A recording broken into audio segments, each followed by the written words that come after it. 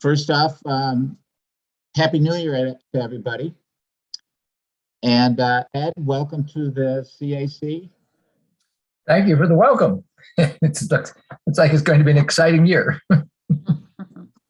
Most likely.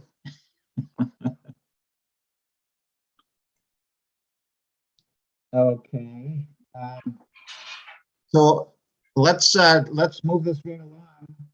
And do we have a motion to approve the minutes from December 2nd? I propose we accept the minutes. Do I have a second?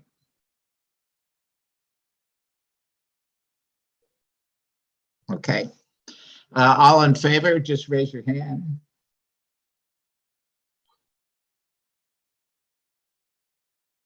Karen, are you there? Oh, sorry. Yes, I'm raising my hand, but I don't have my screen on. Yeah, that's fine. Okay.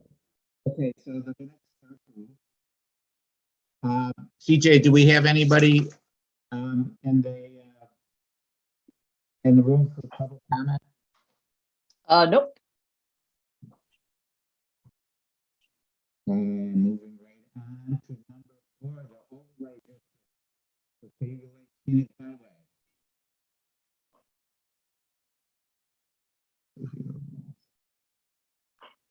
So I think we're really coming together on this pretty well. Karen, thank you very much for your view sheds. Would you like to tell Ed a little bit about that? Sure. Do we want to do any screen sharing at all? Sure. Sure. I have some open, and I'm just trying to see which one would be the best one to share. So give me 1 second.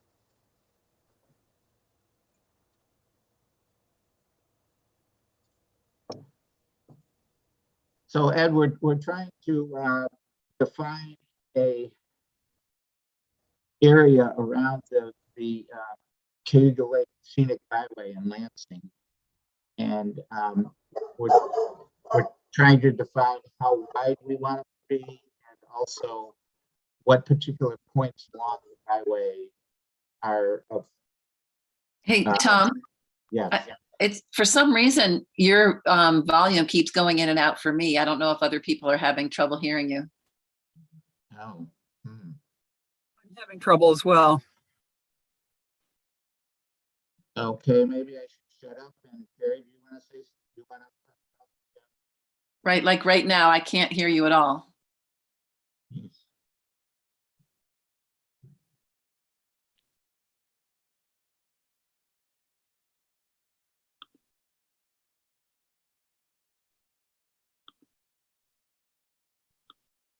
Is that anybody? You know what? If it's not, I will leave the meeting and rejoin it. Why don't you take over?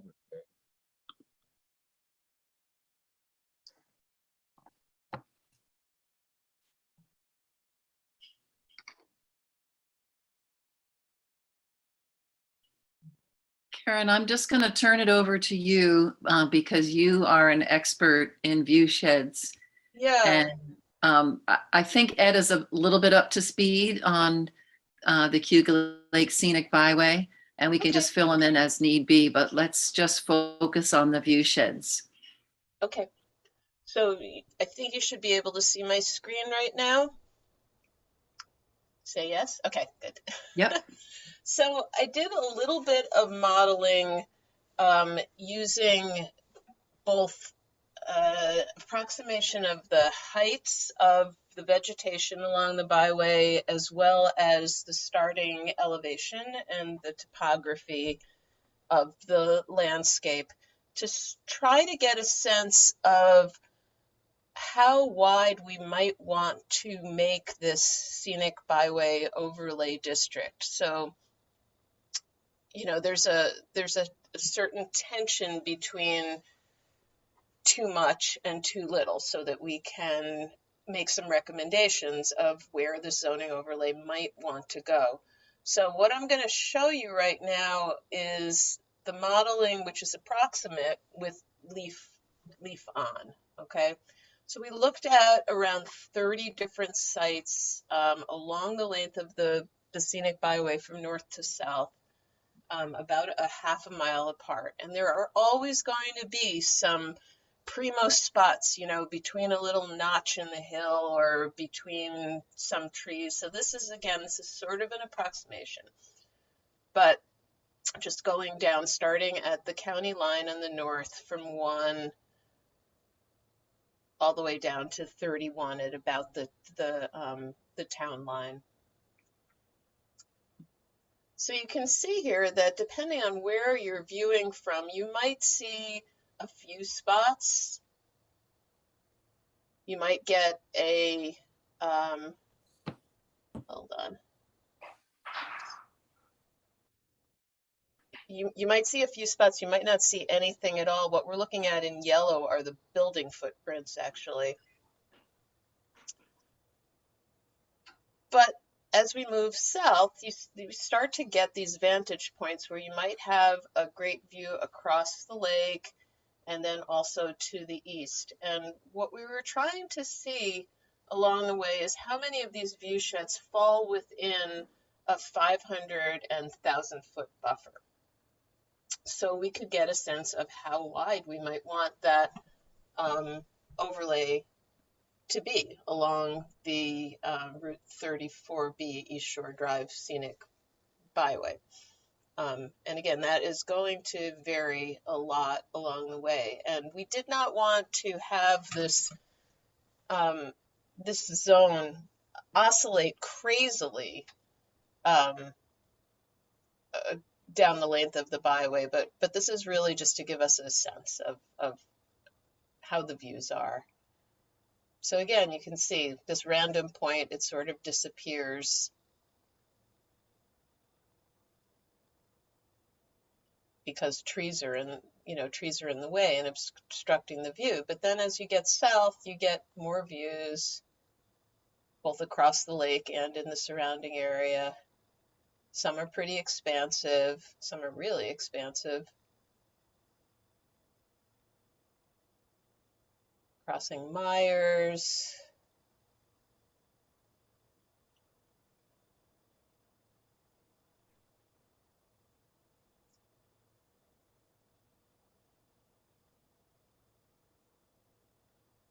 Some points where you get really great views up and down the lake, and then to the bottom.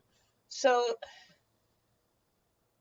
that is one set of views. The other one that I did some modeling with, that was leaf on. I also did some leaf off conditions, which is really like pretending there had been a complete firestorm and everything was burned to the ground, and you could see everywhere because there were no obstructions like trees in the way. So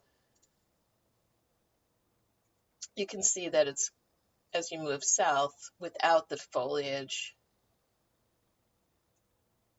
at all, the views do get more expansive, but this is pretty hypothetical because there are always going to be obstructions in the way.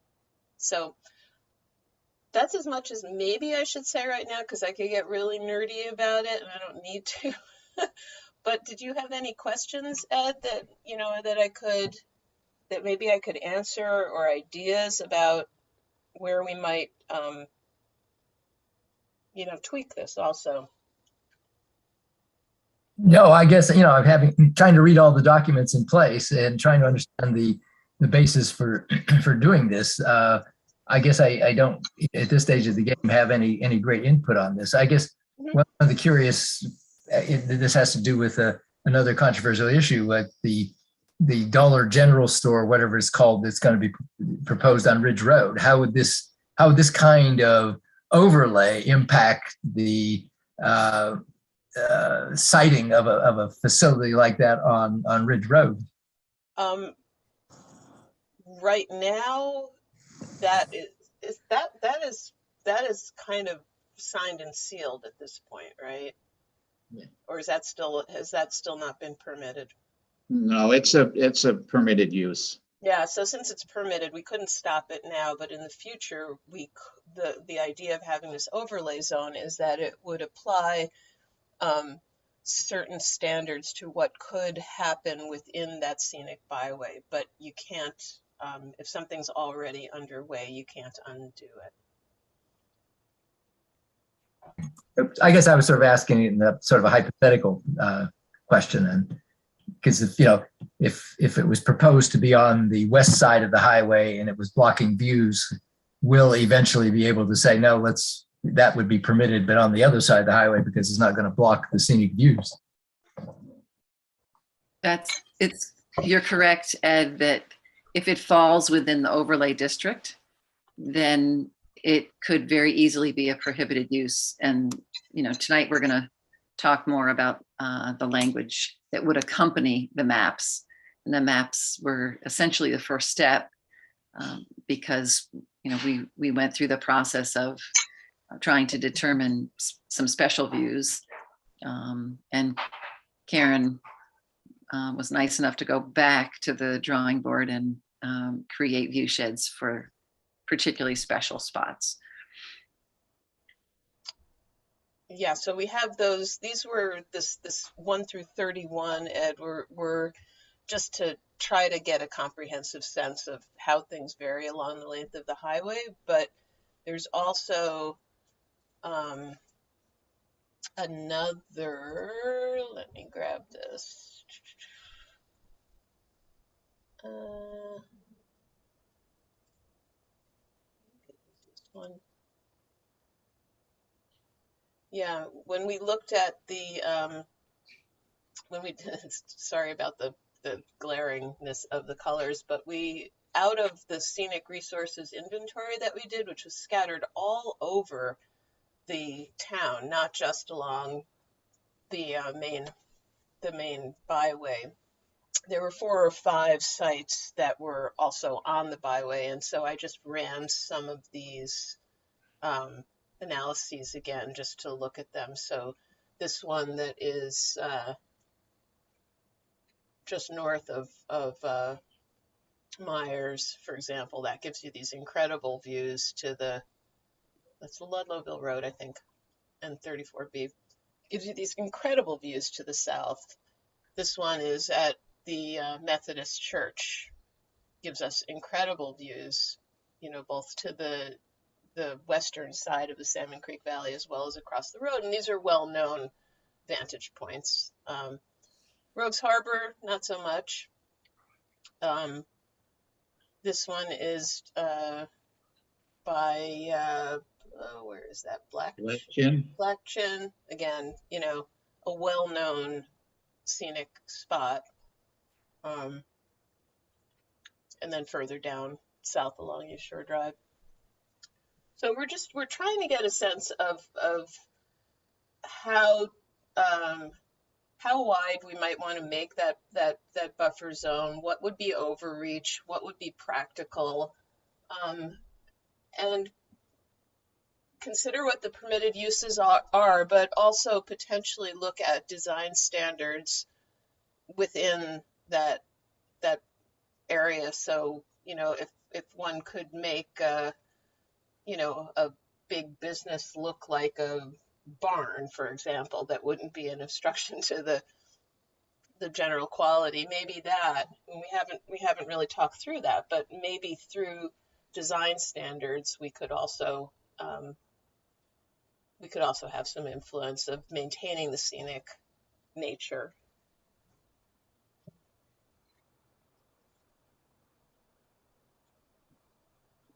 Just a note that Evan Ogata has joined us also a new member to the CAC. So welcome, Evan, and feel free. Thank you. Yes, feel free to unmute if you have questions about the view sheds and also, the overlay district. I realize it's a lot of information. Thank you. I'll let you know if I have anything pop into my brain. Great. Can people hear me better now? That sounds good. Let's see if I, It's best, I think, if you're looking right at the computer, Tom. is this any better? I can hear you. Okay, I'll just leave my video off. Maybe that was the problem. I'm not sure why.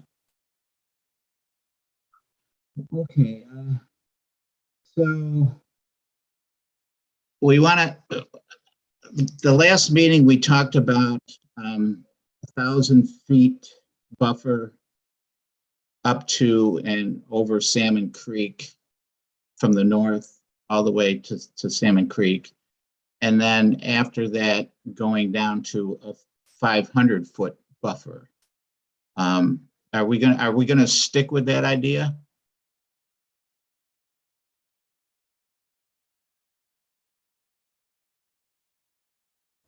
Personally, I kind of need to see that sketched out.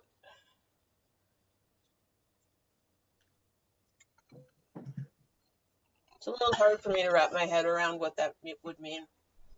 Well, so the northern part of the town is the views of the surroundings are much more expansive. Once you go over the Salmon Creek Bridge, your views are more closed in. You're talking about north of here, Yes, right? yeah, that would be the 1,000-foot one. People some people drove it with a rangefinder, and I don't know, Robin and I, we thought that seemed pretty good in that area. It seemed like 1,000 feet seemed reasonable there, but then when we crossed over to the other side, there are not a whole lot of 1,000-foot views. And John Fleming and I found the same when we did it with the rangefinder.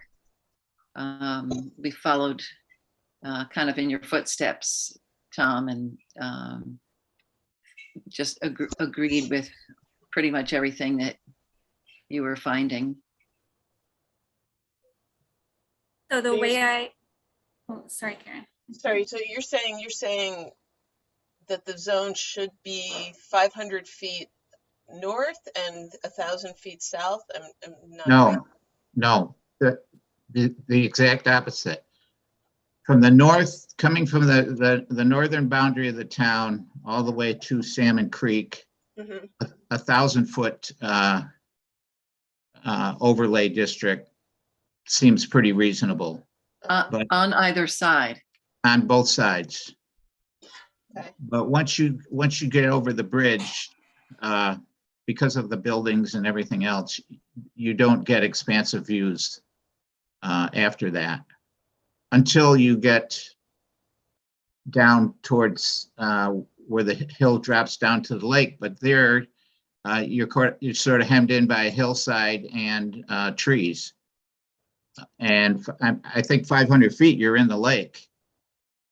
And are you, Tom, you're what sounds like what you're considering is expansive views, not just within Lansing, but also to the opposite shore? Yeah. Okay. Mhm.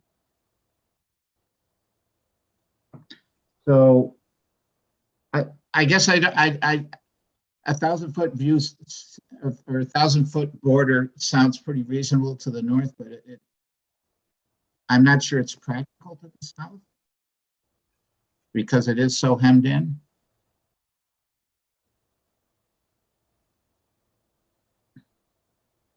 Well, I guess when you say hemmed in up here, seems to me, No, that's the north. yeah. And Yeah. you're saying that this would be, I mean, this is showing two things, both what you can see within the 1,000 feet and what you can see looking across. And as you go down, you have views looking across. You might not be able to see a lot within 1,000 feet of the road, but you would potentially, if you had something that was obstructing your view, that would keep you from seeing the opposite side. So I just want to throw that out as a sort of a challenge to the analysis. And what I guess I'm saying is, once you cross the bridge and you're heading south to Rogues Harbor and then down on East Shore Drive, you don't really get a lot of wide open views.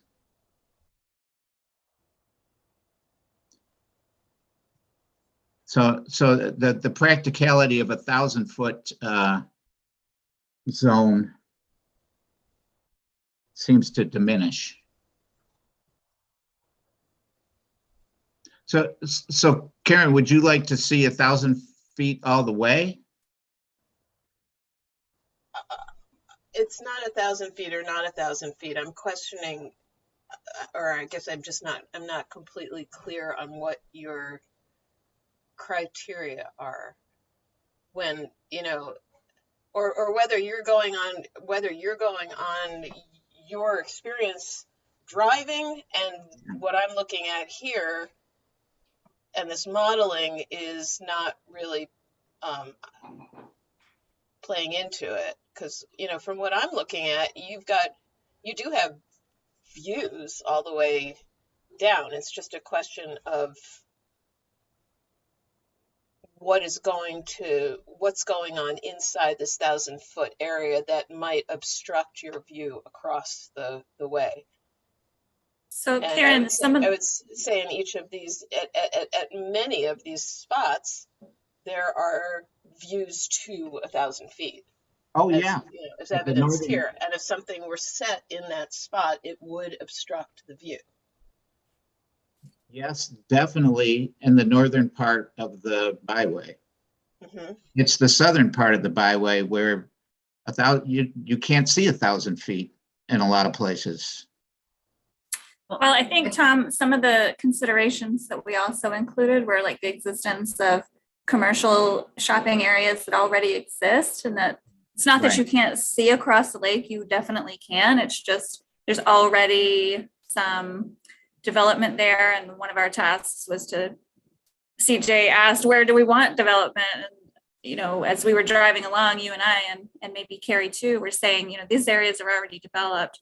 So it's not particularly scenic right now. We already have a Dollar General, and we already have a pizza shop and all these other shops. So this is the area where the zone can be narrower. It can be 500 feet, but we want to leave that northern portion where it's farm fields and long sweeping views to the lake more open, right? So the criteria wasn't simply how far can you see, it was to designate areas in answering that question of where can we encourage more development versus where do we not want it. So the way I'm kind of interpreting this map to change would be that we're kind of having that that green buffer going along until you hit the Salmon Creek Bridge, and then it would narrow into that blue corridor zone. So we haven't seen it mapped like that with the two concentric buffers, but that's what I imagine that it would change and would look like. That's what I'm envisioning. Is that your understanding too? Yes, and again, we were basing it on actually driving the road and seeing what we can see. Of course, in the winter time and this time of year, so it can change.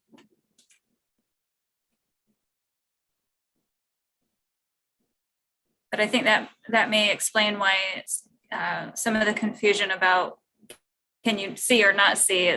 It wasn't strictly that, it was also just where are there already developed areas that already have existing structures that interfere with the view, or at least are just already there, so we can already have some development, say near Rogues Harbor.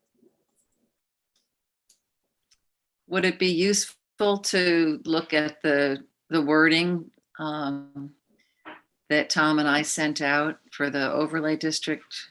I'd be happy to screen share if that would be helpful.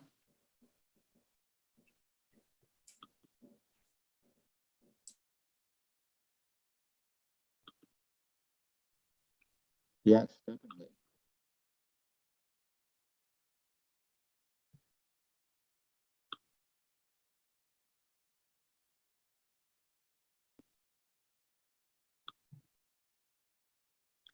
Is that big enough for people to see? And you have a copy of this also, but just based on the discussion from the last time we talked about this, that this is roughly how it is described. Depth of zones are as follows: from the northernmost town line to the bridge next to the school is 1,000 feet on either side.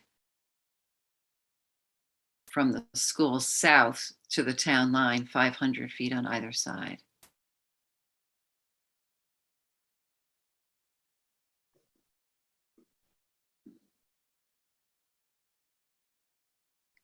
We also talked about key views last time, and then Tom and Robin went back and looked, or is it just maybe just Tom? Okay.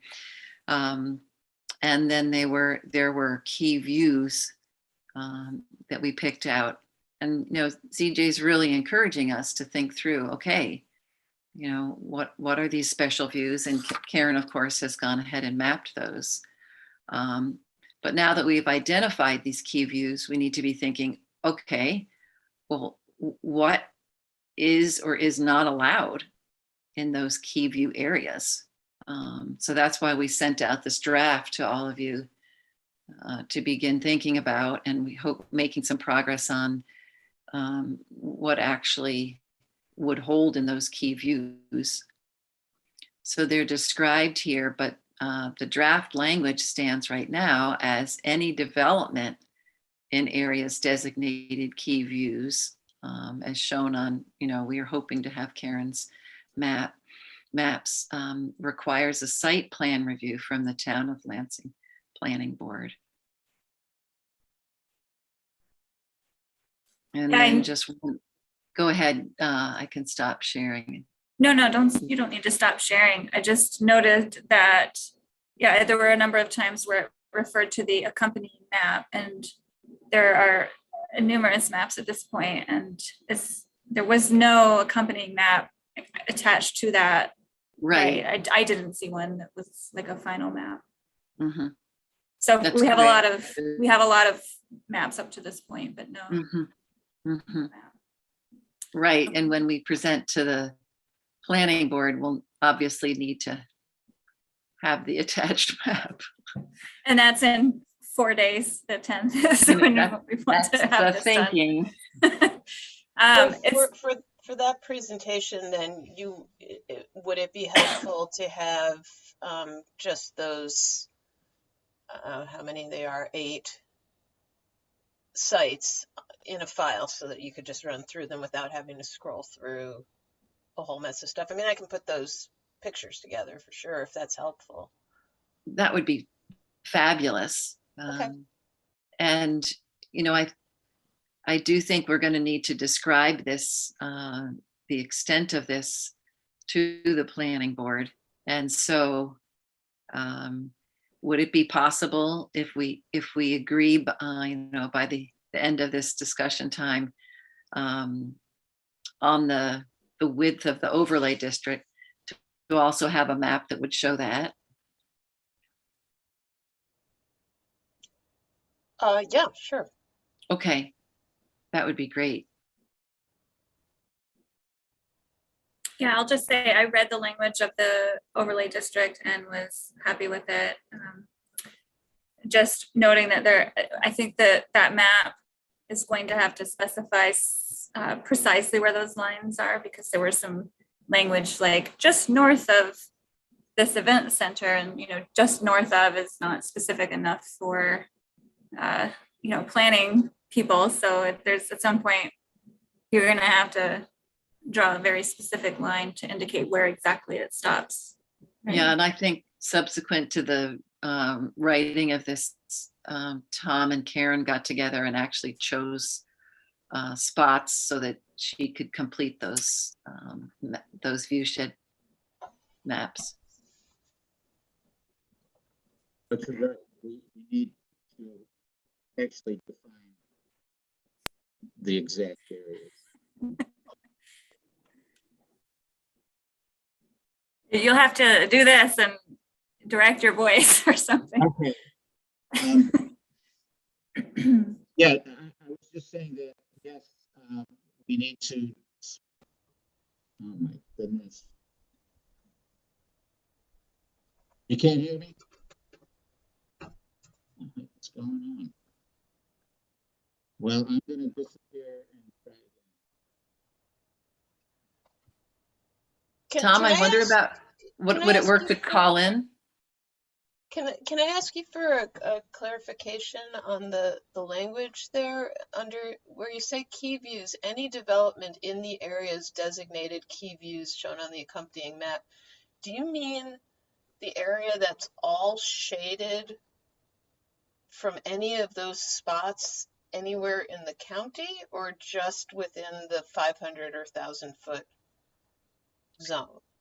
The intent is just within the 500 or 1,000 foot. So maybe we need to make that clearer. That should be very clear, because In the- that's alarming, and I think to people who are within that distant view between 34B and the lake. So how should we word that? Any development in the buffer zones? Within the the proposed overlay district. Let's see. Within key views in the overlay district? I'm looking at the language in the key views section. So I would say any development within the 500 or 1,000 foot overlay district around associated with the key view areas.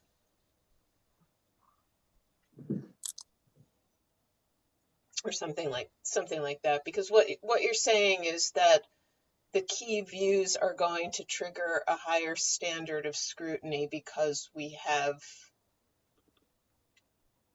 designated them as extra important, right? Correct. Yeah. Right. Based on last month's discussion. So let's see, any development in, I suppose if we say buffer zones, it's either going to be the 500 or the 1,000. Well, I would just say that within the overlay district, I think buffer zone is probably technical language that's going to confuse people. Okay.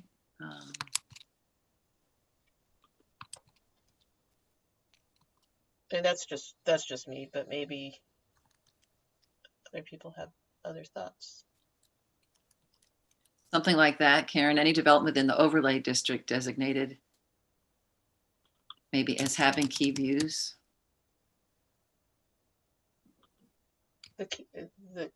Yeah. I think part of the confusion is that it says as shown on the map, and the map is not embedded in this document. So it's not clear if the map that will be the final overlay district map will actually include the farther reaching view shed maps, or if the map were just showing the overlay district. I think that would be much more clear. Yeah, we could even label, the map and then put the actual name of the map in here too. This is sort of prepared with the planning board in mind, just knowing that we're going to present to them. And Carrie, when we're talking about that, the area from each of those key view places, are we looking at with vegetation or the bare ground? Because in some cases it's quite different. Yes, it is. So what would your recommendation be? Oh, I could argue both ways. for one, because the vegetated one, those heights are totally approximate, Mhm, but with bare ground, you're removing it completely, so it's somewhere in the middle, mhm, honestly. mhm. I don't know. CJ's on the call, right? What do you think?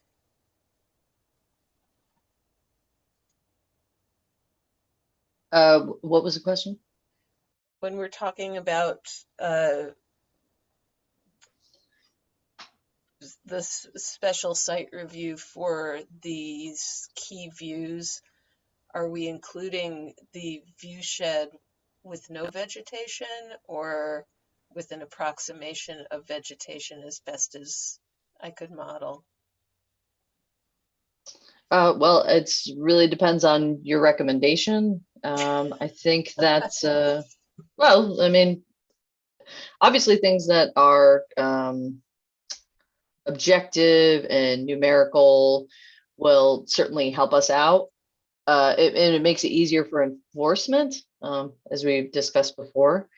But I would try to keep this language a bit more general. I wouldn't necessarily be trying to write the zoning just yet. I would present both options, right? What are the pros and cons to either approach?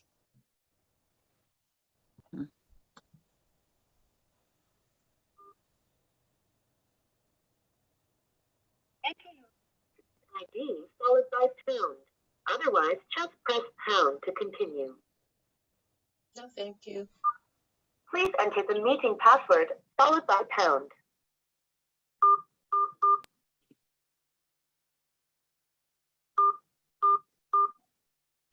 Well, You are in the meeting now. There are 2 participants in the meeting. that might be that might be Tom. I can't tell. Is that you, Tom? Yes, I think so. Oh, good. You sound loud and clear. Are you? You are muted. You can mute or unmute yourself by pressing *6. Sorry about that. That's okay. So I guess you can do away with the audio on your computer, which seems to have come back to life. Well, can you hear me from the computer? We can hear something.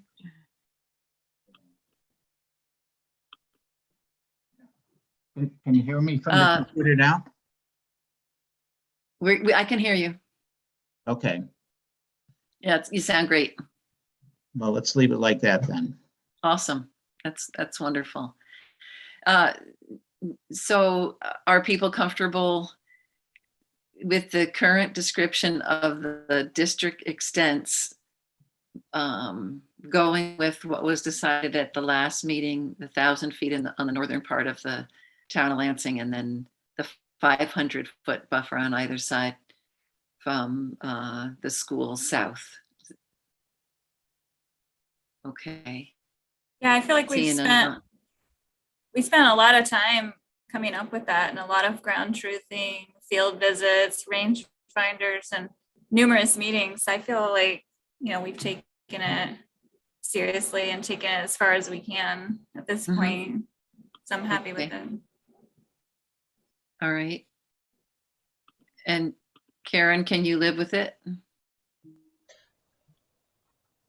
Yeah, I mean, what I'll Okay. do is send you zoomed in views of what the area that is within the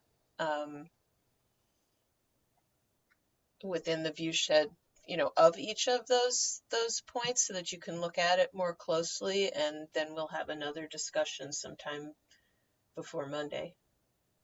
Okay. Okay. I have another meeting that evening, so I probably won't be there, but Yeah, so Todd was going to present, and he has a pretty serious family issue going on.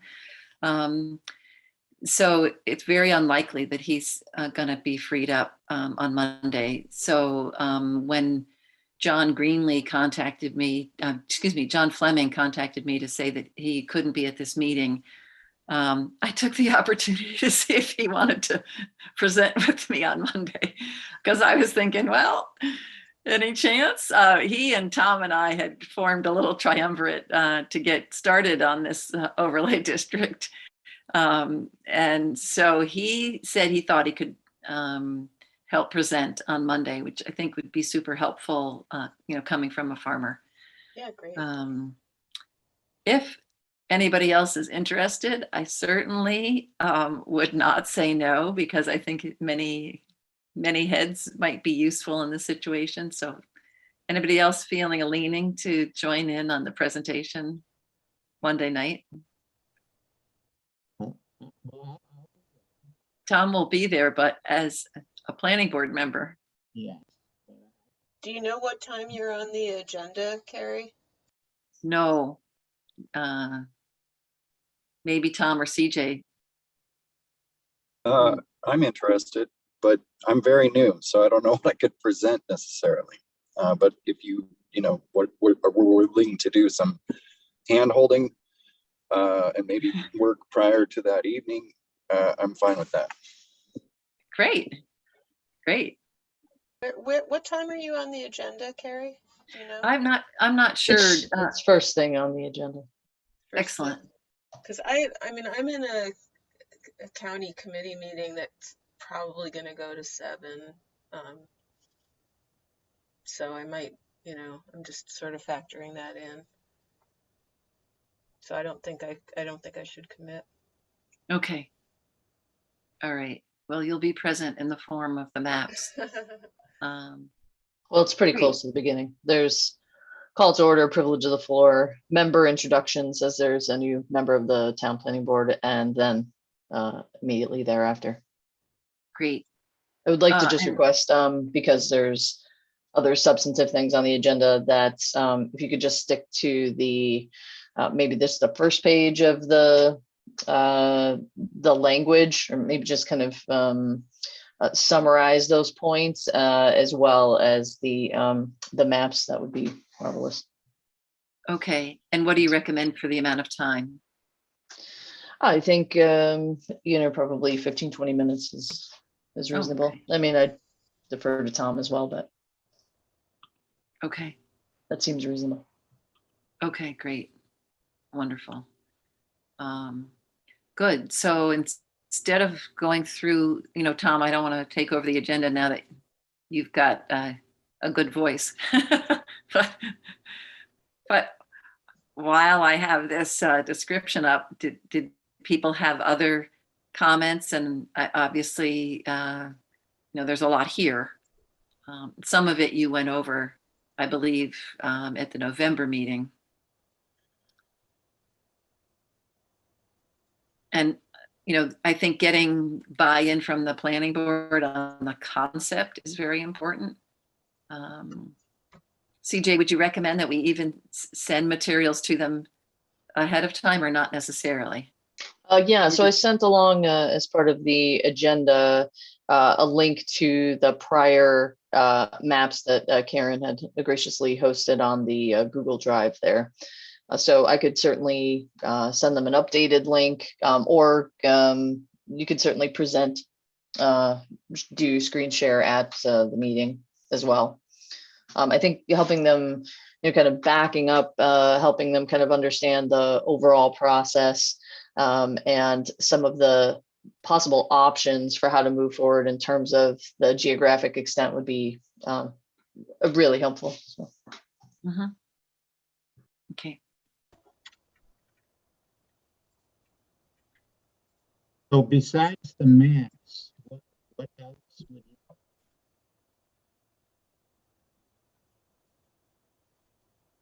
Are you talking, Tom? I thought I was.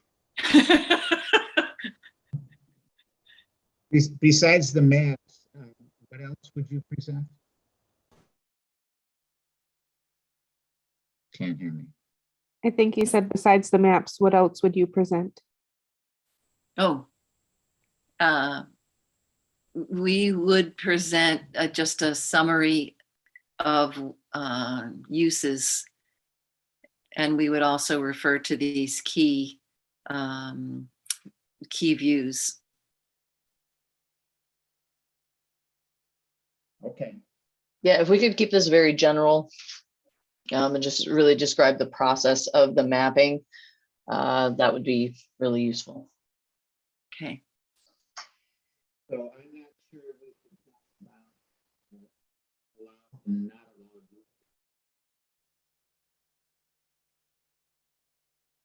allowed. Unless we feel that we really have that nailed down. CJ, what do you think? We missed that whole thing, Tom.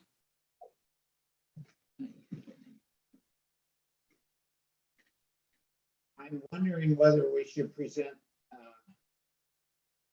the allowed uses and prohibited uses. No. Maybe too early for that. Yes. Yeah. Okay. Okay, summary of that was, don't get into the allowed uses, go for more general about the process. Okay. All right. So, Tom, is that your phone? That's the 9926 is your number, right? Your phone number? Yeah. Is there any way you can switch to your phone?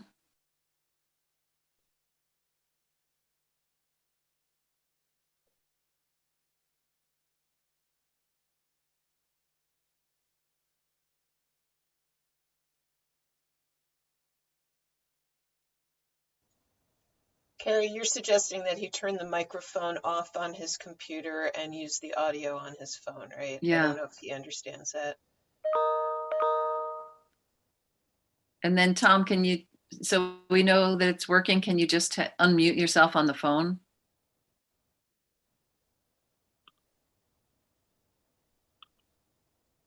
And CJ, you can't unmute Tom, right? Okay. All right. Well, I would say if everybody's fine, I'm just going to proceed and work us through the agenda until we get Tom's audio back. So any other comments about the overlay district that people had, the copy that was sent with the agenda?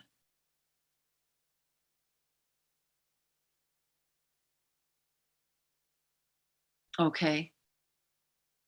This is probably not the last you will have seen of this. I have a feeling we will circle around again once we've met with the planning board and gotten comments and additional guidance from them. So why don't we go ahead and table that for right now, because we have quite a few other things to do, unless people have some burning desire to talk about something else. And we'll go ahead and move on to the open space index. And I think it's really great news that the Park Foundation has given us a nice big fat grant. Thank you, CJ, for the work that you put into the proposal and the educating that you did. I think you also met with the Park Foundation on our behalf. And so really appreciate that. CJ also sent a thank you email to the Park Foundation. But I think it is fully allowed for the CAC to draft an email that would then go through CJ's department and the town board and get approved by the town board and sent out by the town on letterhead. Could I just see kind of a show of hands of people who think that I would be willing to draft that? It would be very simple, but are folks on the CAC feeling like that would be a nice idea? Okay, Ed, yes. And a nod, is that a nod? Okay, great. Saw a little hand there. Yes, from Karen. Okay. So if you're asking for a decision, just make a motion. So Heather can record it. Great. Would someone like to make a motion that the CAC. Okay. Wonderful. Second, And that, somebody to second it. someone want to second that? Okay, Robin, great, thanks. Good. So CJ had provided a link, and then I put that link to the sorry, it says RFP in the agenda. It should say RFQ. But should we go ahead and pull that document up, Tom? Sure. Do you want me to share my screen? Yes. Sure. Okay, let me go ahead and do that. All right. Gary, what's the difference between a request for qualifications and a request for proposals to do the work? I'm gonna bounce that right over to CJ because I dealt in the world of RFPs. We never had RFQs. So what do you think, CJ? Yeah, sure thing. So request for proposal tends to be a pretty complex undertaking. So it's usually a lot for consultants to put together. So that's why I ended up recommending just a simpler approach, which is request for qualifications. So this would allow firms to still put together a fairly, I think, robust package. And I think you'll be able to also target a few firms that you think might be most qualified to do this kind of work. I think there's something of a short list that we would send, as well as put it out on Contractor Porter. So without necessarily going through the expense of preparing a full-blown proposal, you still get most of the same information at easier for firms to respond. I would say basically the big difference is requests for proposals are typically for large capital projects. You're going to put up a new building, multi-million dollar project. You'd really want somebody to think that through real well in terms of fleshing out a full proposal, versus qualifications kind of give you a lot of the same picture, and then you can still interview them and still see samples of their work. And I think that might be better suited to this type of project. But of course, I'm happy to help you make edits as desired. CJ, can you hear me? Can't hear you. Sort of. Let's see if I can send a little snapshot to you guys if I've seen this little RFQ versus RFP little The only snapshot thing might be cool.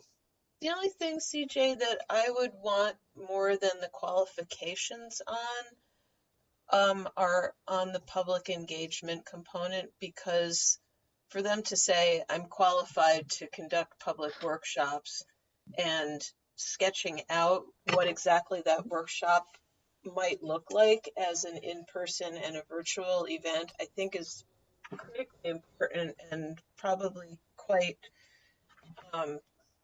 telling about how they would actually handle that component. The qualifications is like, okay, fine, they've got they've done these things before. Of course, we'd want to see probably a portfolio or something, but I'm really interested in a very strong showing, particularly on how the public are engaged. That's number 5 in the document.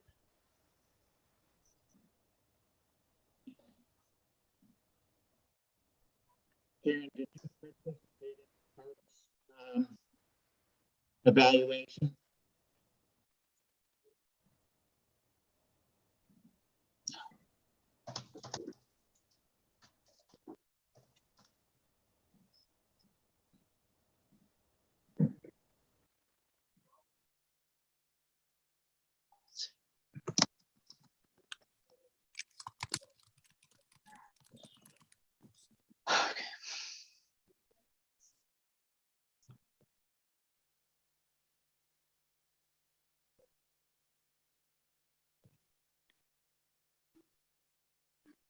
So Karen, did you want to say a little bit more about how you want to see this strong showing, or do you feel like just kind of lodging that as a comment for the future? It's the reason why I'm a little concerned about doing the request, in a lighter format, because yeah, we can tell a lot about the qualifications from the portfolio, but I would really want some sort of a narrative from them about how the public engagement component would go. Mm-hmm. Mm-hmm. Having been part of those things and also seen them go really well and really poorly. And I know that the more experience a firm has under its belt, the more likely it is that it's going to just be, you know, engaging and beautiful. But I would want to know more detail in that particular section. So did you say that was page 5? That was number 5, item 5. Not page 5. Yeah, the public workshop. Okay, so here we are.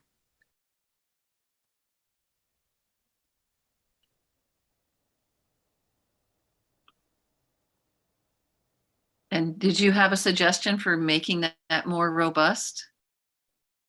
No, that's the job of the people who are getting paid money to do this.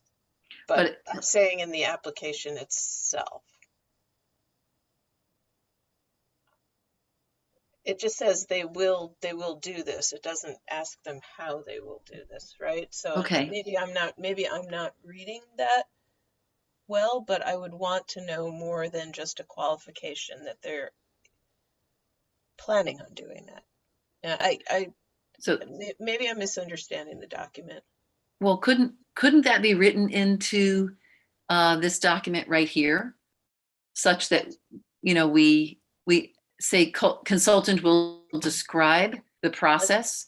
That's what I'm asking. Yeah. I don't see why we couldn't do that. Is that acceptable, CJ? Can we just go ahead and do it? Yeah, so you can, let me see. Let me bring this up on my. How about something like that? Describe the process for conducting a public workshop.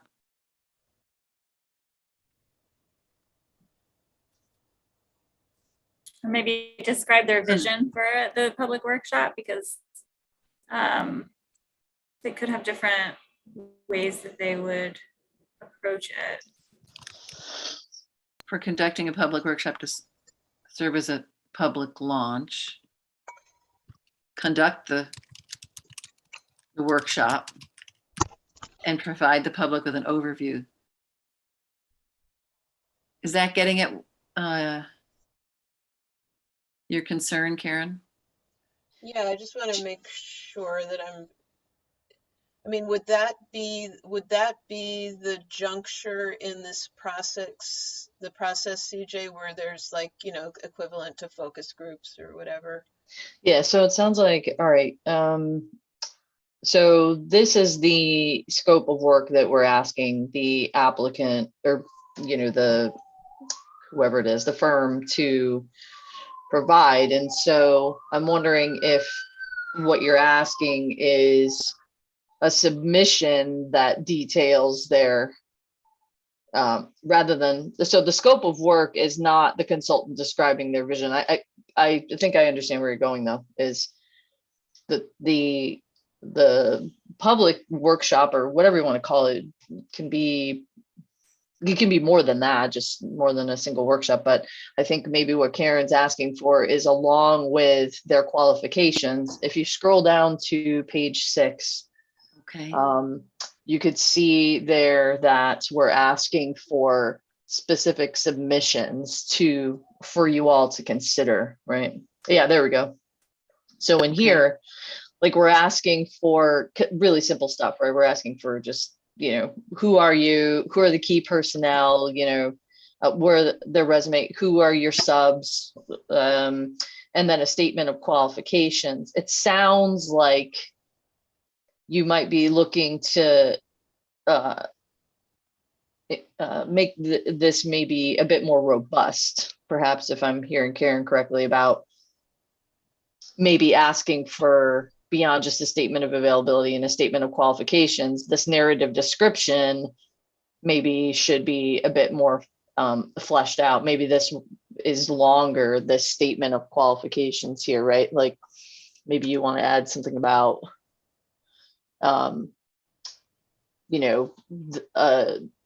detail about their public engagement process, or you can even ask for a whole separate statement of intention for, public engagement. You can do that too, or, explain your approach to public engagement, and then add a few more pages of that narrative description so that folks could flesh that out a little more. Do you think that that's maybe more like what you're looking to get at? That I would say very succinctly summarizes what I'm floundering. No worries. So do we want to wordsmith that now or while we're thinking of it? Yeah, I mean, you could, I would say something like emphasize, but you don't want to make that the totality of.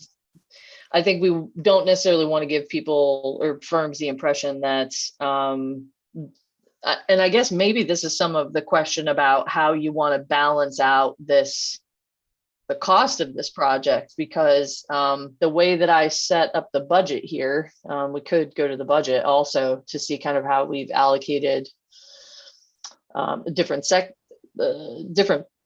anticipated cost of different deliverables. Maybe it makes sense to kind of move some of that around. I figured the majority of the costs will really end up being the mapping and developing that whole, GIS framework, but that was just kind of me kind of deciding that. Okay, so let's see. Is budget further up actually? I only just put in, and this was one approach, and this is kind of gives flexibility to the consultant, on how to, how they'd want to approach it, and kind of, where they'd want to put their effort into this. And that's why I did ask about a cost proposal. Did you want a cost proposal essentially broken down? Did you want to see basically whole budget from any of the interested firms? Let me bring this up here. I responded yes to that question because I think it would provide good information. Is this something we want to be doing on a live public stream, or should we be in executive right now for that? If that you guys.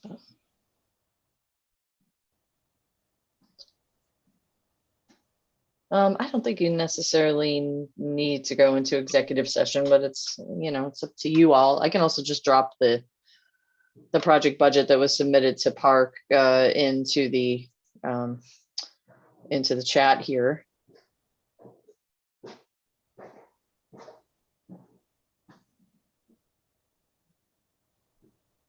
Okay, here we go.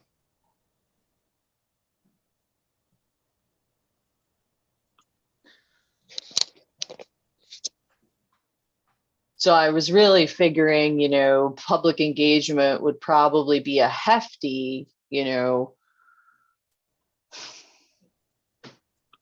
percentage of the overall budget, but that most of the budget would go into the GIS conservation analysis tool, and then the associated story maps go with it. So.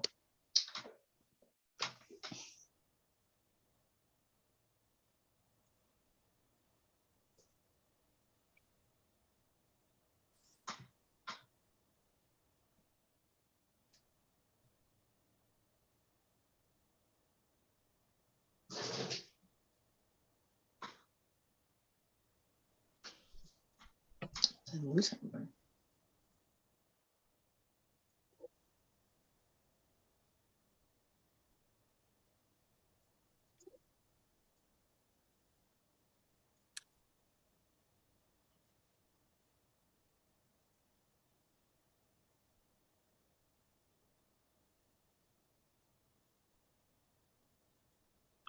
I don't see any downside to asking them for a detailed budget. It seems to provide really helpful information and could allow us to better compare consultants. And to Karen's point, if we want to gather good data early on, that's data. I think it makes a lot of sense to create a budget and have a document that coheres with the budget. And so to not have the budget, I think is a kind of a gaping hole. Well, we put the total budget in there, so it's at the end of section C, compensation on page 1. It says project budget is $68,500. So we're very clear with the budget up front. But you can, if you'd like, under that section, I highlighted to say, hey, do you want a separate cost proposal broken down? And maybe that also would help inform the decision about the public engagement piece if you're really interested in having the consultants have a greater emphasis on that. That could be a really good way to really find that out as part of the interview process. So are you saying that in this RFQ, we would be putting this exact budget in there, or would we be requesting a budget, a unique budget from each consultant that would be different from this? Well, it really depends on the approach. So, you could say nothing about project budget, right? You could just say, this is our scope of work. This is what we want to do. You come up with a cost proposal, and then we, weigh that out. But I think that it's more transparent to let a consultant know upfront, like, this is our project budget. This is the, ultimate project that we want to complete. This is the money we have to do it. Show us how you would approach this within that constraint. I mean, that's from a former consultant. That would be, that'd be my recommendation. You could work within those constraints as a former consultant. I would be fine with that. What are other people thinking?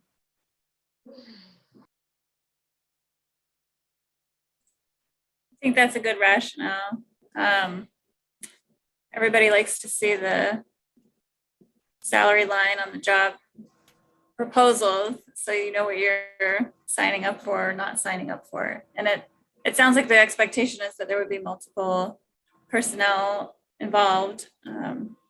So seeing that number would be helpful, I think.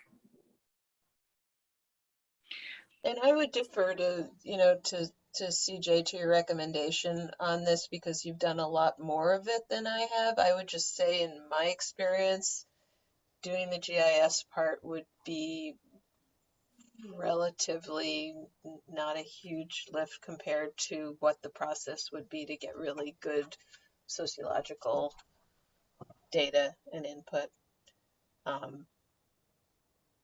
But I don't know. It's just I guess I've just been in some of these where it was like kind of rang hollow on the part of how much information was actually being brought in by the community, who this is supposed to be serving. Because the GIS data is easy to get for this, or even to generate.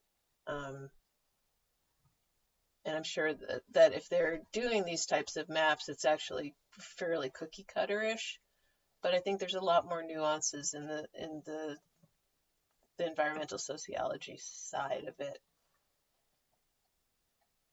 So that's just really what's driving my concern. Can you hear me, Karen? Yeah, I can hear you. So Hear you? Did you participate in the Parks and Recreation assessment? I did not. Okay, because they had some participation from the town that I thought they did a pretty good job on. Mhm.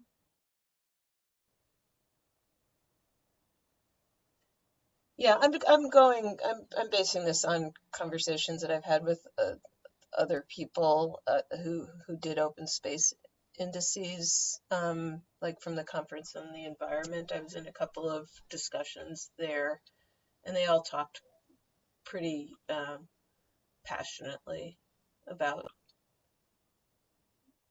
that. So in my thinking, it's more than just a one-off meeting, but that again, that might just be me.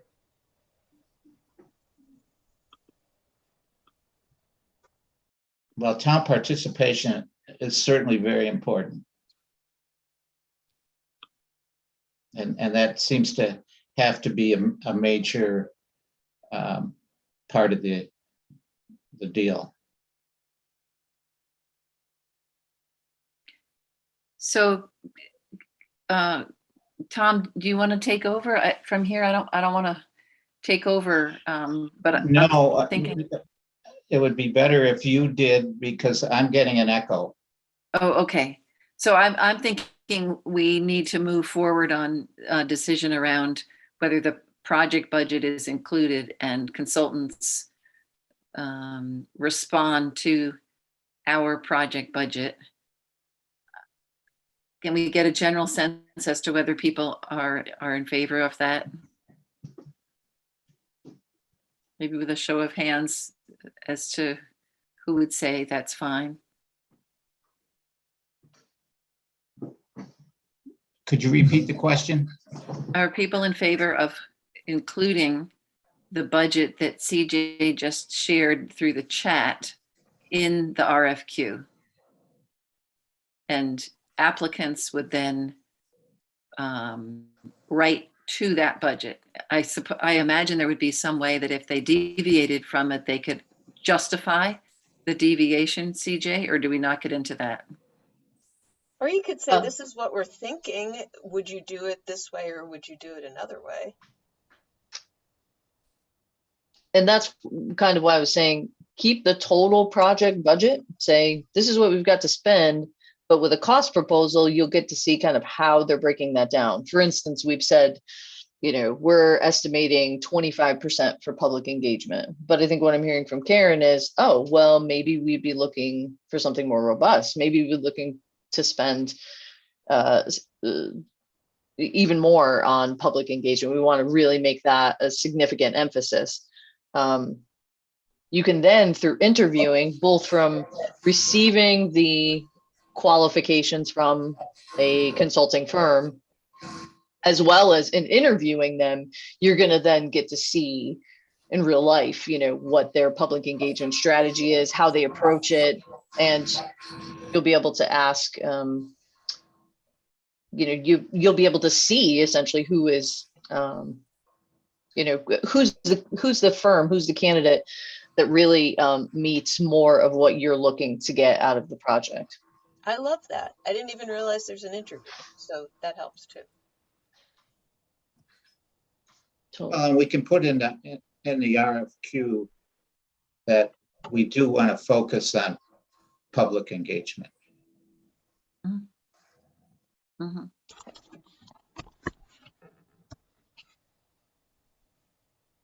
Okay, so the RFQ currently has in there what our budget is.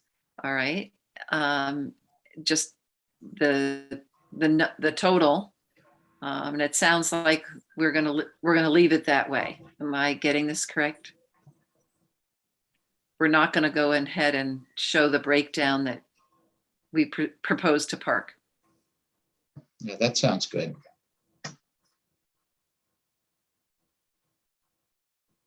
So here's a question, CJ. If the money is spent in different proportions than we had in our proposal to Park, is that fine? Yeah, I don't see a significant issue with that. I think as long as we are meeting the ultimate deliverables of it, I think that, $5,000 this way or to another part of the project as CAC recommends, I think that we would be able to substantiate that that need, especially if the CAC is saying, hey, and thinking about this, more deeply, we'd like to have a greater emphasis on public engagement.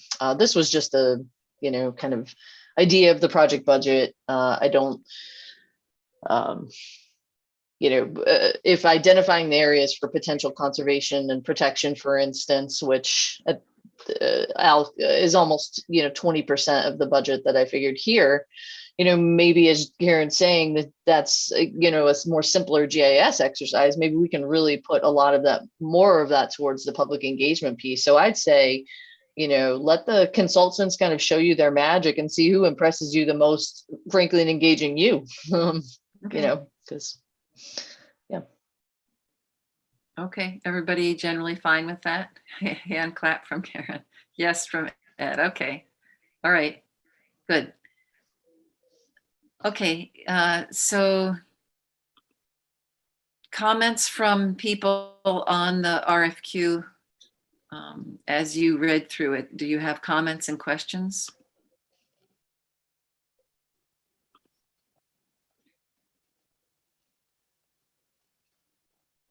All right. there was a question, if I could just There are a jump in here. couple- Somebody said, oh, and if you'd rather do screen share and just go through them, that's cool too. No. Well, we could. I'm happy to do that. Let me go ahead and share my screen because I don't think there's too many, but DJ, when you do the interviews, can any of us be on that interview meeting? the interviews would be with you. Yeah, totally. They would come to CAC, and we would have an executive session essentially to interview those candidates. Oh, okay. We would invite them to come. Obviously we would want CAC to select the firm. That would be, doing the work for CAC. I mean, that's, sorry, that I didn't realize that I hadn't made that evident. So sorry about that. Okay, so just go down there to the next page. So the beginning of page 2, there's this comment about, so questions due. So typically there's, consultants will have questions about, once they read the RFQ or RFP or whatever it is that's been released, consultants will say, well, what are you thinking with this, or who does that, or do you have this data, or how much time am I gonna spend doing X, Y, and Z? And so they're gonna send those questions to me as the person who's coordinating the responses here. And of course, if there's feedback that I need from you, I'll just circulate that via email, but they may have general questions they have. And then what we would do is post an addenda. So the addenda would include answers to all the questions, and that would go to any interested party or anyone who's asked any questions. It's basically, a page or two of questions and answers that everyone has asked, and then everyone gets that, any consulting firm that has expressed interest. So on page 5, I think we refer to the same thing. Questions should be sent to you and Debbie Bunsen. This should then say not the 18th, right? Oh yeah, it should say February 1st. That's my bad. It Okay. should be Tuesday, February 1st, not Friday. Okay. This is why I need copy editors. Thank you. Okay, great. Does this save automatically? Mm-hmm. Yep. Okay, good. That's all set. So are you going to fill this in then when the addenda would be posted, or was that a question mark? Yeah, this was kind of a question for you all. That's why I put the question mark after that submission deadline. I just wanted to make sure you all felt comfortable with the, I would say, the speed or the cadence of this consultant selection timeline. Do you think it's too fast, too slow? You want more time, less time, more time to actually people to get submissions together between the submission and the interviews? Do you think that's enough time in between Friday, February 18th and March 3rd to this March CAC meeting, for you to review all that, all the submissions that we're going to get, which I don't know, maybe. How long do you think each proposal will be? We've put some limitations on it here in the document, so they can't extend to, oodles of pages. But it's funny because when we released an RFP for the parks project, we got, I think, 19 proposals that were, I don't know, 24 pages apiece. So that poor committee was really digging through them. So I don't know. I would push it back a month. Okay. Well, what about the possibility of just pushing up the addenda being posted? And maybe they submit on the 15th and the addenda, maybe the 7th of February or something. Oh, wait, were you asking, would the interviews be too soon? I would think pushing the March 3rd back to the next meeting is what I'm saying.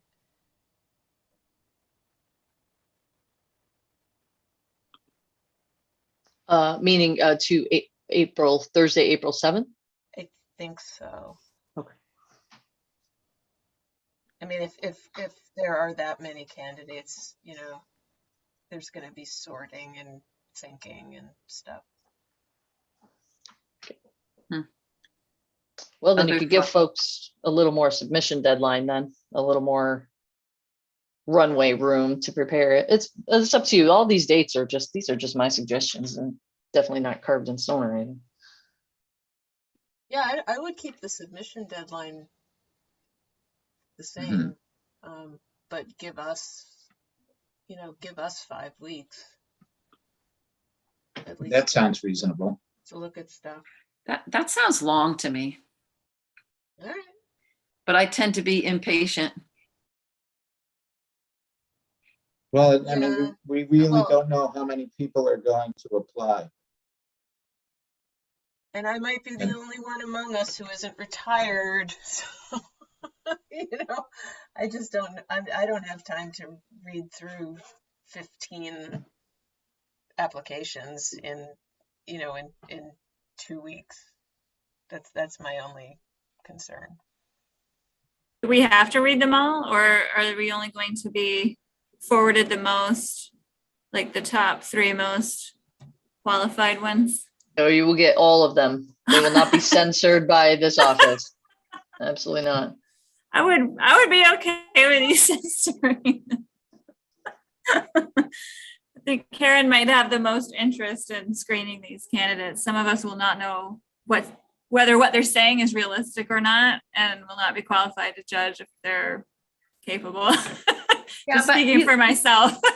No, you will. I think you will, Robin, because this outlines what we're asking for. The RFQ is a guideline document, and it informs us as to what our criteria are essentially. We're going to refine that. But then you'll be able to correlate our criteria with what they're presenting. And Robin, I didn't mean to imply that you're not working full time. I think you're working more full time even than I am. And it just I want us to have time to really I agree with you. To look at things carefully. I don't think we should rush this thing.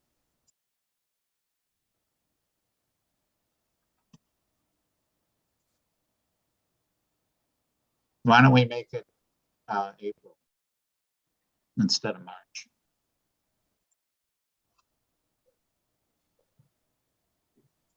Is everybody fine with that or willing?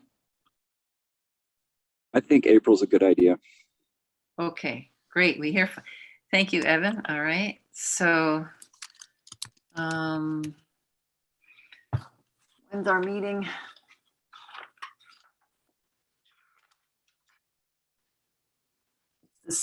Our meeting's on the 7th.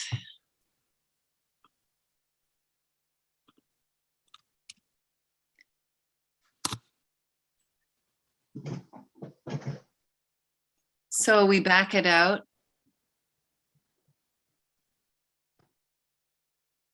And keep the February, Do we Feb- keep that? February Okay, 18th. so we're proposing to keep February 18th.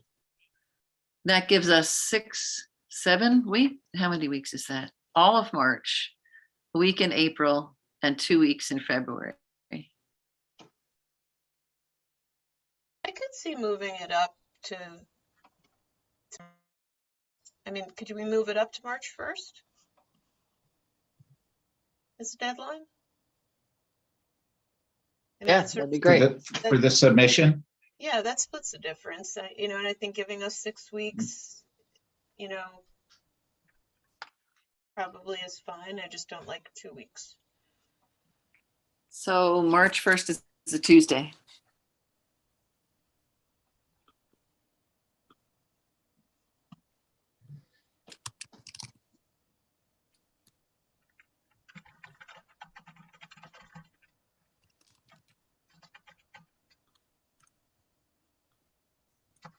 All right. So then, Could you say the time too? What did I say later in the document? Was it noon? great. I think I made it Friday because the town officially ends business at noon. So Oh, so do you want to say 5 p.m. or 4:30 or? the race to the submission deadline. Oh, okay. Yeah, let's pick an exciting time, like 5.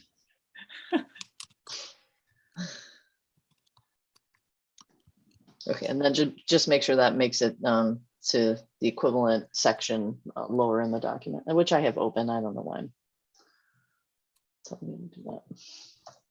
Okay, you want to do that part, CJ, and we'll work Yeah. on the addenda date.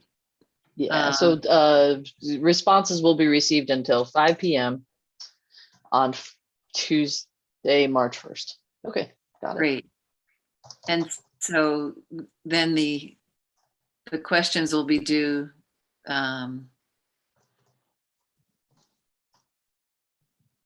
It really gives people, only like 11 days to get their questions organized.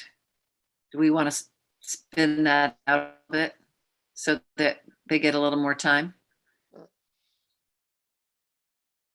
Like February 8th or something?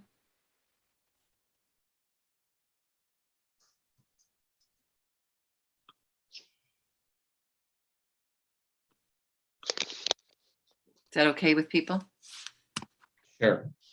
All right. And then addenda, do you need a week to post that, CJ and Heather?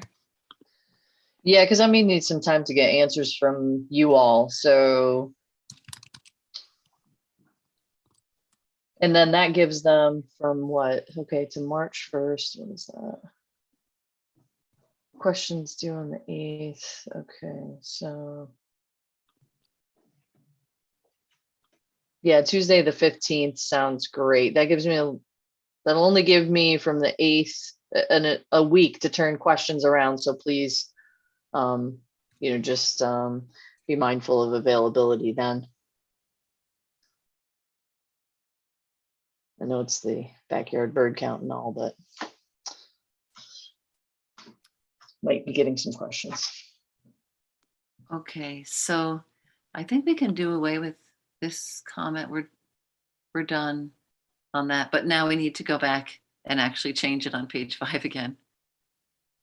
Unless you did that, CJ. Yep, I changed it. Yep. Okay, great. No, we can, I think we can delete that comment or ignore it now.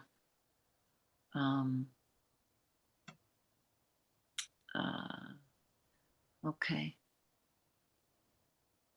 So we've kind of worked that through. Do we now think that contract could still be awarded on the 20th of April?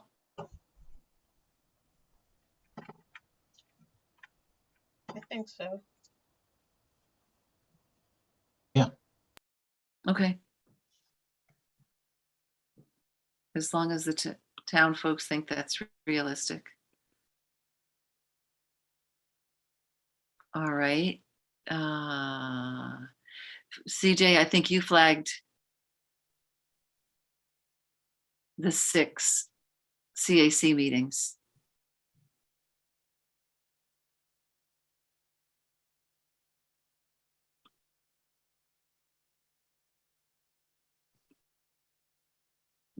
Right here. Yeah, it was just exactly. It was kind of it was meant to bring to your attention of, is that sufficient? Would you like to see them attend more meetings?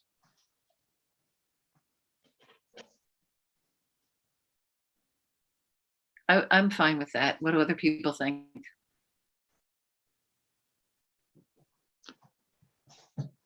So there's 18 months approximately for the completion of the project.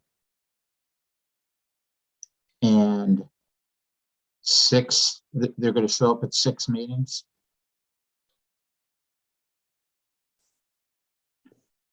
I don't know, we could put 8 in there instead of 6. It's up to. So we can always shorten it.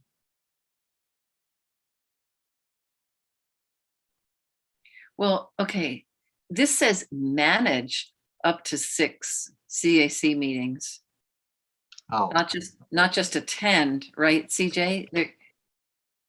They're gonna like be presenting and asking questions and.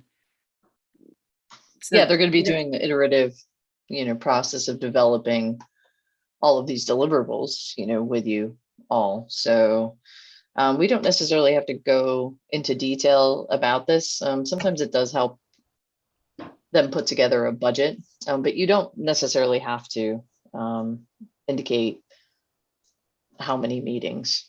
I think it's just a good heuristic to use, because then they really know upfront what they're going to be presenting. And I think it's a bit more efficient, but however many you want is fine by me.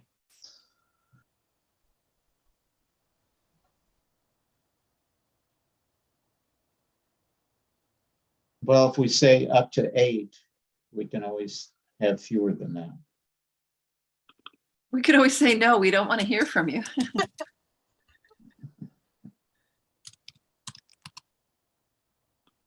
Are people fine with that? Okay. Seems reasonable. They may also choose to talk to us one-on-one. We don't need to necessarily take up time during the meeting to converse with them, right? I think that might be more efficient. I think that's true. Yeah. Right, we may have a subcommittee.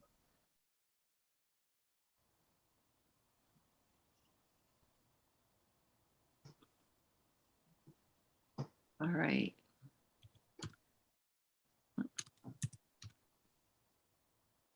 We dealt with the cost proposal. And now, let's see. That's all done. This section had appeared twice, but yeah, I think we have repeated information in here, separate electronic document. Is there a purpose for having it in both C and in D?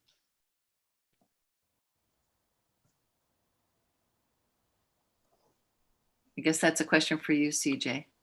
Yeah, I'm just submission deadline. You could take it out of C. That's fine. We could just The yellow highlight text. let me just Take that. rename Okay. that. And There we I'm go. going to remove this highlighting here.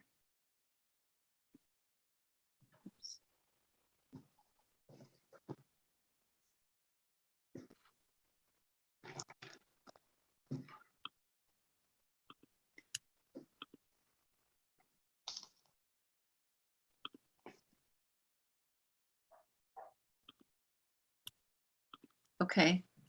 Getting close, folks. Thanks for your patience. And then we don't need this in highlighting, right, CJ? No, that was just. that's it. Okay, we'll Bring it take to that out. attention. Great. I think that was the comment about the cost proposal breakdown. Okay. All right. And the other thing I wanted to bring your attention to, yeah, was the evaluation criteria. Essentially what I see is however many proposals we get, we'll have a matrix, an evaluation matrix, which will essentially line up all of the candidates and then weigh somewhat subjectively though, your take on how each of the consultants meet this criteria. And then we come up with a number at the end, which is kind of fun. So we Selling this is give fun. more points to public engagement. It's a good Can you question. repeat that, Tom? Shall we add more points for public engagement? More points for public engagement. Yeah, we got an awful lot in completeness.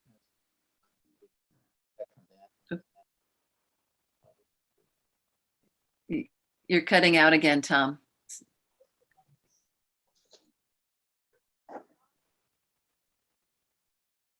I think this is the point when you're supposed to throw your phone against the wall.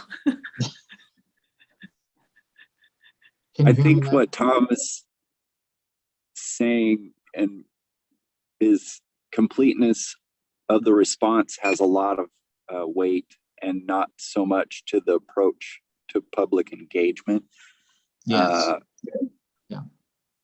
Yeah, and I would agree with him. Is the only reason I chose to speak up for him. Great, that's helpful, Evan. Thank you. So what would we like? Less on the completeness of the response and more on the public engagement? Yes. And what do you recommend? 40 and then 20 on the approach to public engagement? Sure. Okay. Everybody fine with that? Okay, that's a nod from Ed. Okay. I have a quick question for the Sure. veteran members of the group. When it comes to public engagement, what should I be prepared for? Are people emailing, etc., or is it kind of quiet? Public engagement might be a Zoom meeting. Okay. That's the way it was So- done for the Parks and Recreation evaluation.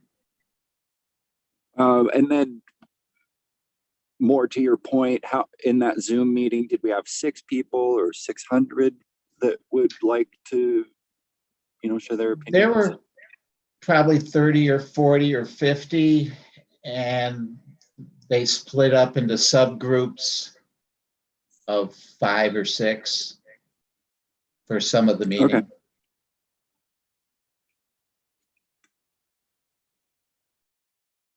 Yep, that's all. Thanks. Okay, great. Any other comments that people wanted to bring up about this RFQ? Because I think this is our last shot.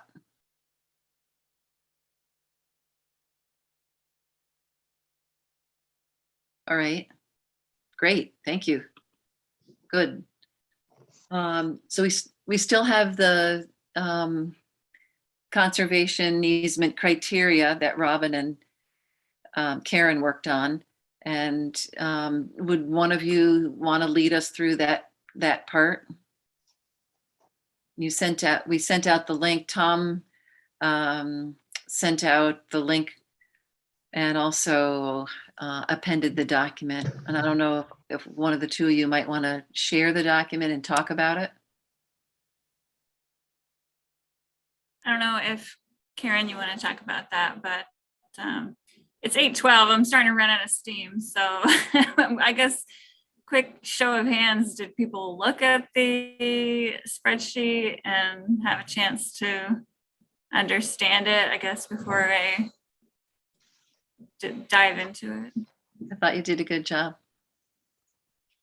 Because there's really a lot, and Karen educated me about it. There's really a lot that goes into these conservation easements, and we could spend to do it justice, a whole hour on it. And so I just don't know if, the next 15 or 20 minutes is going to be enough, and I might poop out after 8:30.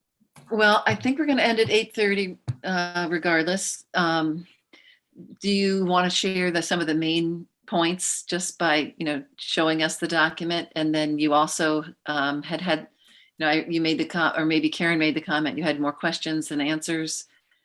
So if you could pose those questions, that would kind of bring us to the next stage.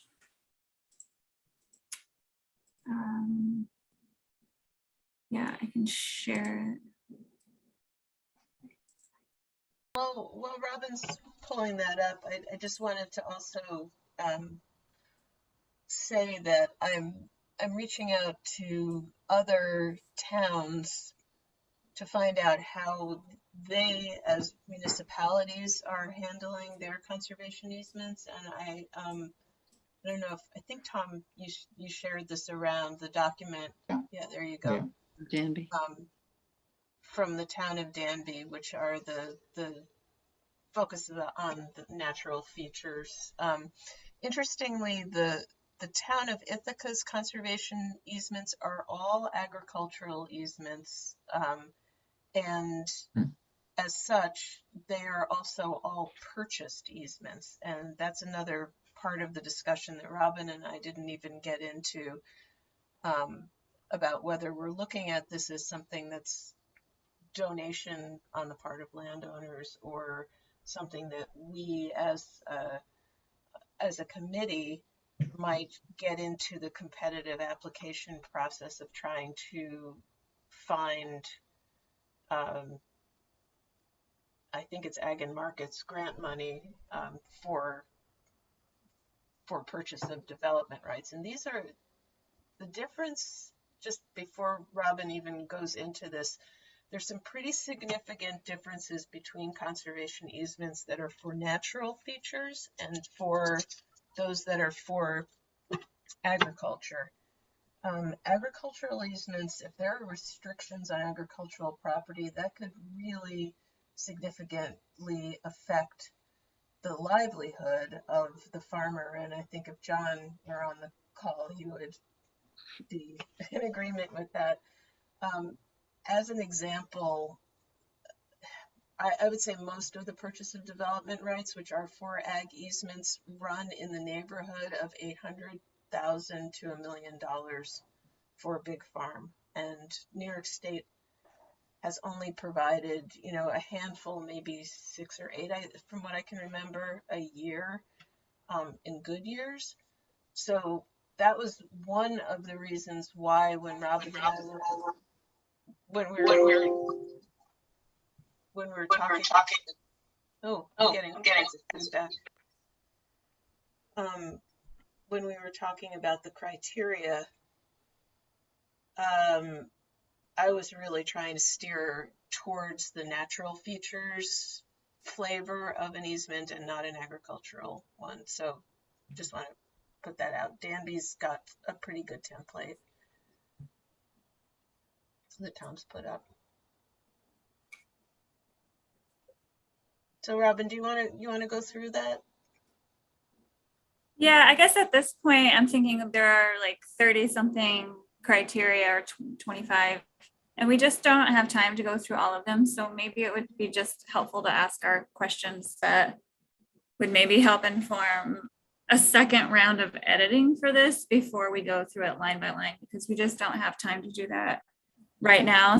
So maybe Karen, one of the questions that we came up with was, the scope of it, the purview, and the ag easement is part of the scope question. And then another part of the scope was like, we saw this with the Danby one too, how much are scenic views within the scope of the conservation easements that we want to be just so you know, what's showing up is the Danby document, I think.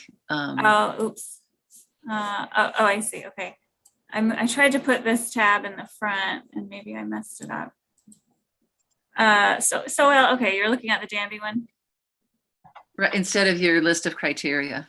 Yeah, okay, that's fine. So in here, it does talk about scenic and public views.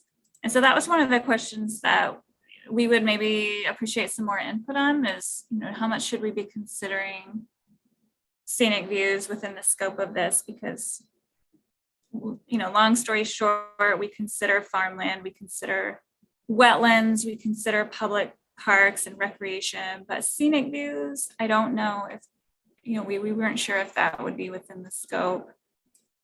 And we already have these other tools like the Scenic Resources Index and the Overlay District. So this one it's in the Danby one, and it might be in some others, but we weren't quite sure how much to focus on conservation of open space or forested land versus including those scenic views in here. So that was one of the things that we talked about. I think a lot of the other stuff is pretty straightforward, natural areas, unique plants and animals. Those things we were in pretty good agreement on. So maybe this is one that could use some clarification. Oh, and then this one, maybe what I can do is highlight the ones that we would really like more feedback on. Oh, I'm sorry, I meant to make that. Is there a way to make that a little bit bigger, Robin?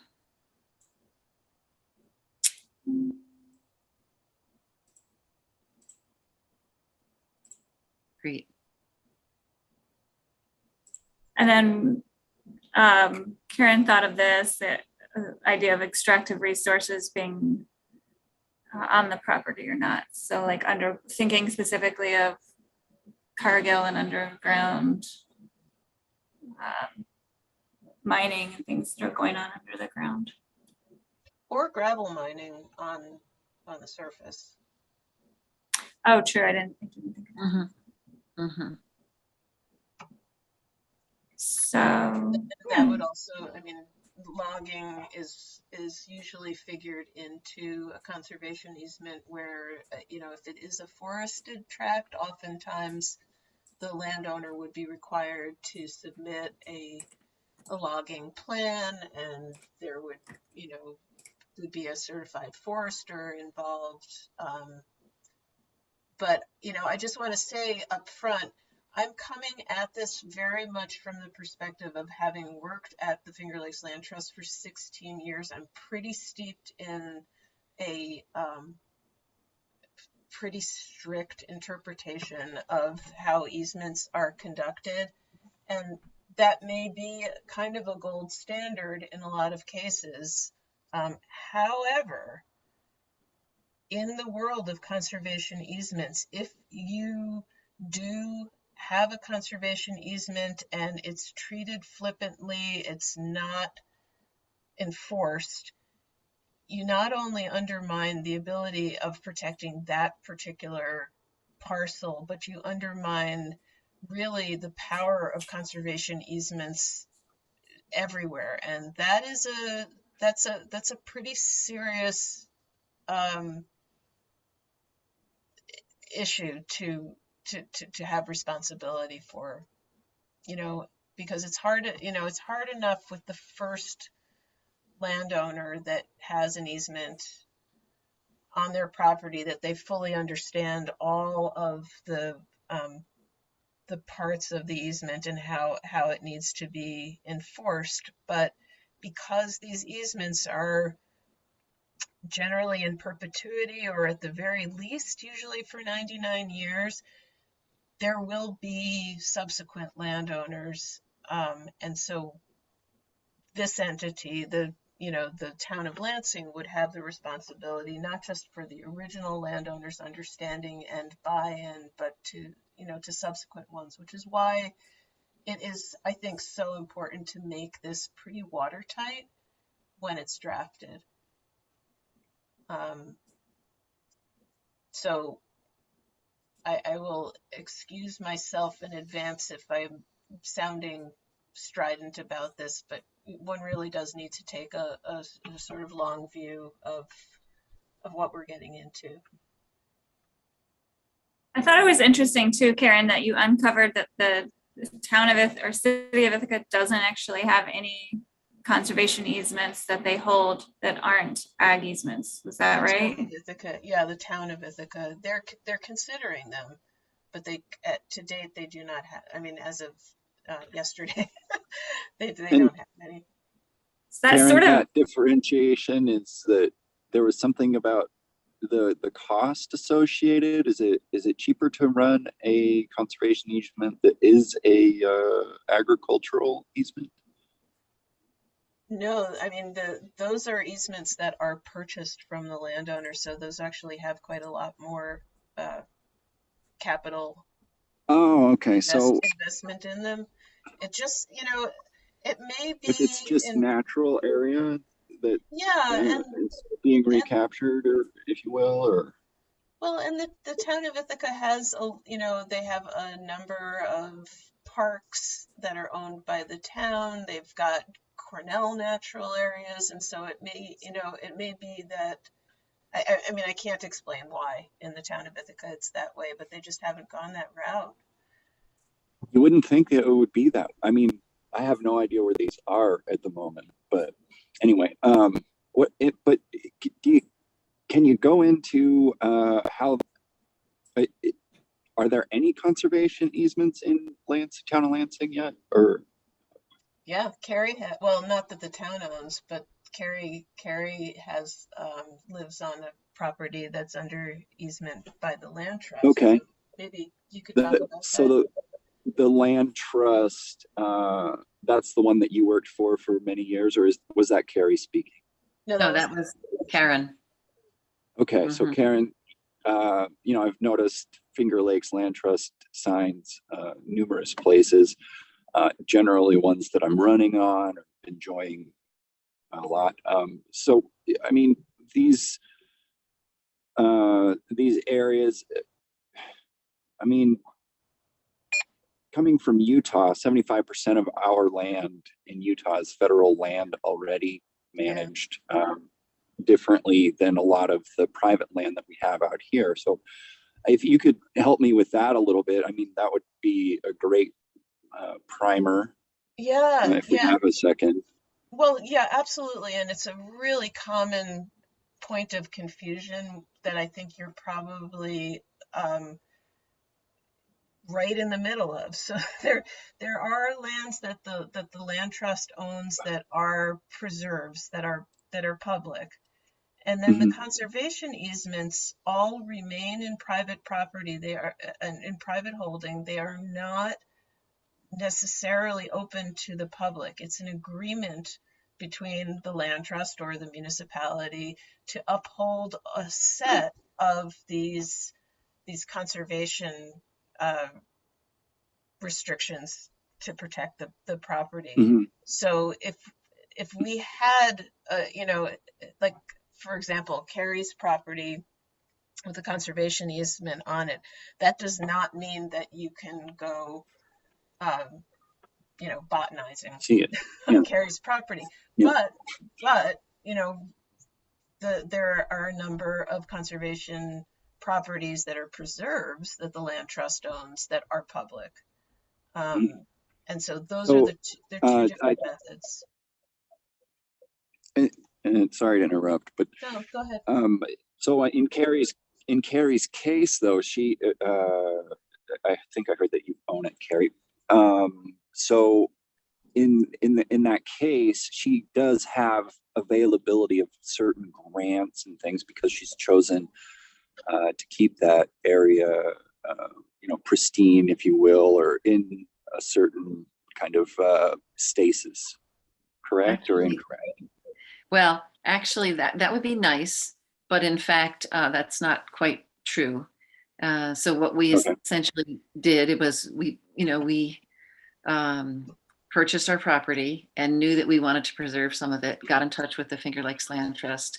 They decided that it fit within their criteria because we're contiguous with another parcel downhill near the lake that is in a conservation easement. And that's part of the criteria of the Finger Lakes Land Trust to have land that is part of the watershed or surrounding water like a lake, Cuga Lake in particular here. And so once they decided that in fact that they would work with us, then we began working with them. And it kind of actually goes the other way, Evan, where we needed to pay for having the land resurveyed, having an entire biodiversity survey done of our land, and then donating to the Finger Lakes Land Trust so that in perpetuity, a steward could come and check our land annually and submit a report to ensure that all of the easement criteria are being met on an annual basis. So it actually usually costs the landowner something to put their land in a conservation easement. Is there a tax benefit? There is a tax benefit. Yes, depending on what tax bracket you're in, the tax benefit is equivalent to the differential between your developable land value and the conservation easement value, which is generally lower than the developable value. And you have it appraised, and then there is that differential, and that amount can be written off on an annual basis for as long as it lasts, depending on how much money you earn and things like that. So for some people, it's a big tax benefit, and others not so much. And then you had asked, are there other conservation easements in the town of Lansing? And yes, there are. Andra Benson's is an example. I believe hers is an ag conservation easement held by Tompkins County. Correct me if I'm wrong on that, CJ or Karen. And CJ, Andra, oh, so we have your iPhone, but you're still on, right, Andra? Yeah. Is yours held by the county? Oops, she's. Yes, it is. It's There held she by is. the county. Yeah. And it's how many acres, Andra? I think it's a little over 800. Yeah. So it's a farm. Yeah. Mhm. Yeah, So and we that's can good farm stuff. it. We can farm it, and we could also Even sell while it it's as in a an farm, easement. but it can never be developed. Uh, I worked on one in Utah called the Swanner Preserve. It's right up in Summit County near Park City, and it's about 1,300 acres. And they put an eco center on there, and I did a lot of like weeding and invasive species control for them. But a lot of the biology around here and is vastly different than in Utah, with all the weather that we have here. And so it is going to be a bit of a, catching up to speed. I apologize that, I seem uninformed maybe, but I'll catch up for sure. And whoever is getting the presentation ready, let me know what I need to do. I'll be in touch with you, Evan. This is Carrie. Yeah. Thanks, Carrie. Yeah. Yeah. Yeah, maybe next time we can hear more from Andra about her conservation easement, because she's in the big league. Yeah, and I apologize, Andra. I didn't see you on the list. I would have asked you to talk about that earlier, but I somehow missed that you were on. Oh, the that's call. okay. That's okay. I'm getting ready to leave. I'm kind of wilting here, but I think we all are. yeah. And one more thing from me, and I have to go as well. Karen, I would like to maybe send you an email about the maps that you've provided, the beautiful maps that you've provided. Just if I have any, like, is this correct or incorrect type questions, put a true or false kind of thing in there. And then if you could shoot that back to me if it's necessary, that would be great. Sure. All right, thank you. Yeah, and Evan, I'd be happy to chat with you, more than just true or false, if it helps before the planning board. Great. So just to wrap up this this list that Robin and Karen worked on, are you going to send it out to us with some highlighted questions? Yeah, I guess what we can do is go through and like I can add this highlighting and maybe change the color of it so it matches, just to give us some like topics to focus around next time. And if people want to make comments, if they could either do what Karen did and add a column, or you can do this little thing and add a comment. I don't feel like this Zoom thing is in the way, but put a comment in there. Great. Are you going to send out a new version? I wasn't planning to. Oh, but you're going to highlight it, right? Well, So- yeah, it's not, and it's the same, it'll be the same link. the Okay, same great. document. And, you know, I just wanted to add too real quickly before we close. You can see in that column C, there's this, we've made some comments about weighting the different criteria, and that probably is a longer discussion about, you know, if we're going to come up with a, you know, a list that's going to rank or evaluate, how we might want to give more more consideration to some criteria than others. And so that's what the weighting values is about. But it was it's incompletely thought through.